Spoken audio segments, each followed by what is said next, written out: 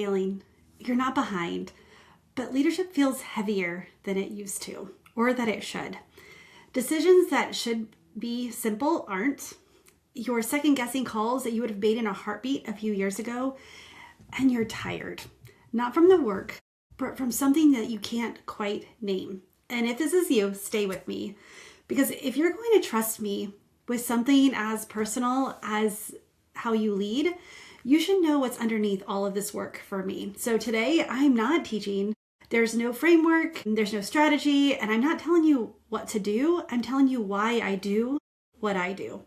And I'm recording this both as a LinkedIn Live and a podcast episode on purpose, because I wanted what I'm about to share.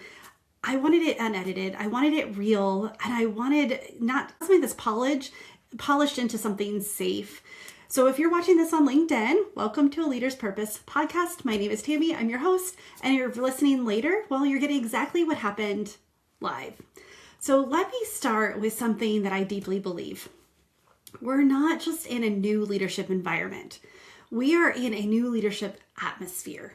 The pace, the pressure, the AI accelerating everything. Decisions that used to take weeks now take hours and sometimes minutes. Teams want meaning, not just metrics. There's high visibility, constant information, and expectations that you have to answer to, even when the ground keeps shifting. And traditional leadership models were built for stability, for predictability, and for a different kind of oxygen. That oxygen does not exist anymore. And most leaders are still running on operating systems that was built for a world that's already gone. So when leadership feels heavier than it should, it's not because you're broken. It's because you're trying to lead in an unstable atmosphere with a system that was built for steady ground. And I know what it's like, not because I've read about it, it's because I've lived it. About 14 years ago, my husband Dee, a fighter pilot, left on deployment. And 2 weeks into his deployment, there was an accident and he didn't come home. I got that knock on the door, and in that one moment, everything I thought was stable collapsed. I still had to lead. I still had to make decisions. I still had to show up for my kids, for my team, for my family, for my life. And for life, it had to keep moving, even when nothing inside me was steady. I learned how to perform. I learned how to make everything look like it was okay, while everything inside was still rebuilding. But eventually, performing wasn't enough. I had to actually rebuild from the inside out.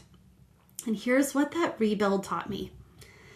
When everything external is unstable, you cannot depend on external stability to feel steady. Let me say that again.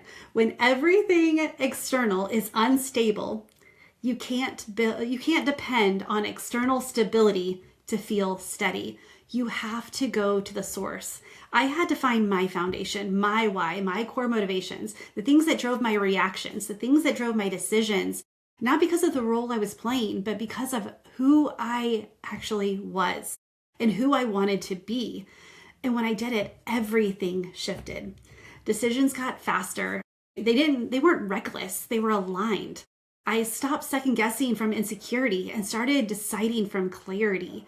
And tactics and strategies that used to feel heavy, they got lighter, not because the stakes changed, but because I wasn't carrying the weight of performance anymore.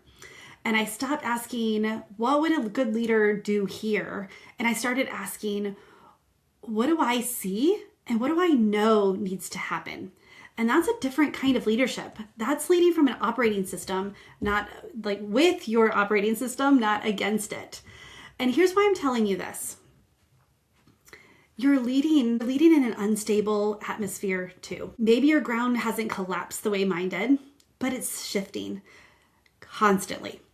The rules keep changing, the expectations keep rising, and the pace doesn't slow down. You got the promotion, but your operating system didn't get the upgrade.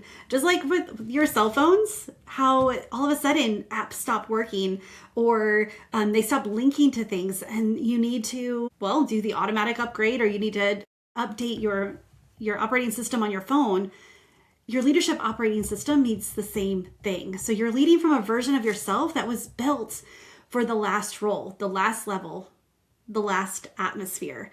And instead of rebuilding, you're performing, doing what you think a leader at your level should do, at this level should do, instead of leading from who you actually are.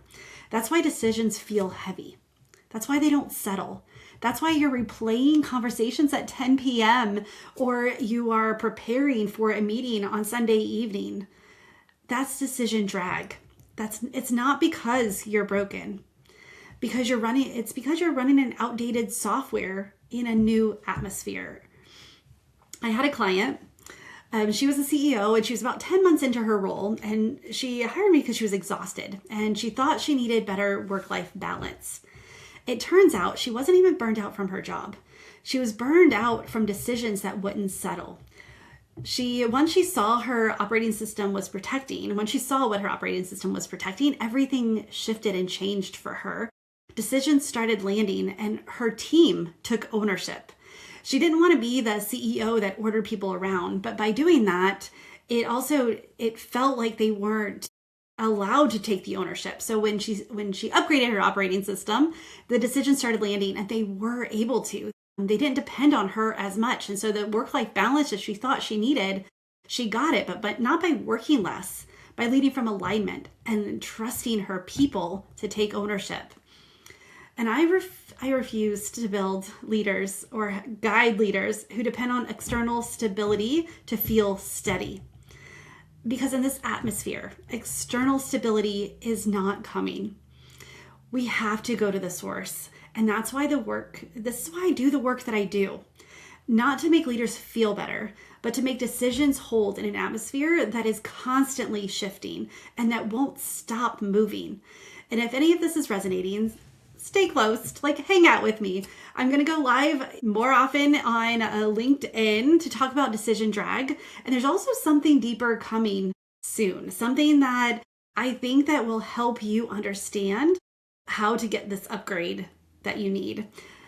And just thank you so much for letting me share this with you and sharing a little bit of my heart of why I do what I do. Because I do find this work is what lights me up so much. It matters to me so much. I can see what is happening. And when I see a leader who is struggling, not from looking on the outside, they look capable and successful on the outside, but knowing they're struggling internally because they question their decisions or they are circling ideas and they're not landing. When I know that if you are leading from the foundation of yourself, when you understand why you react the way you do, what motivates you, and the decision-making frameworks that it's within you, then you can lead in a way that is authentic to you. So thank you so much. And to the newbies who haven't heard of a Leader's Purpose podcast, welcome. Glad you're here. And if this is resonating, DM me. Let's chat. Let's talk. This is something that you don't have to do alone. And typically changes very quickly when you understand what your foundation is. And if you want to chat, TamiMarieCoaching.com/call and get on my calendar. Let's connect. All right. Thank you. Bye for now.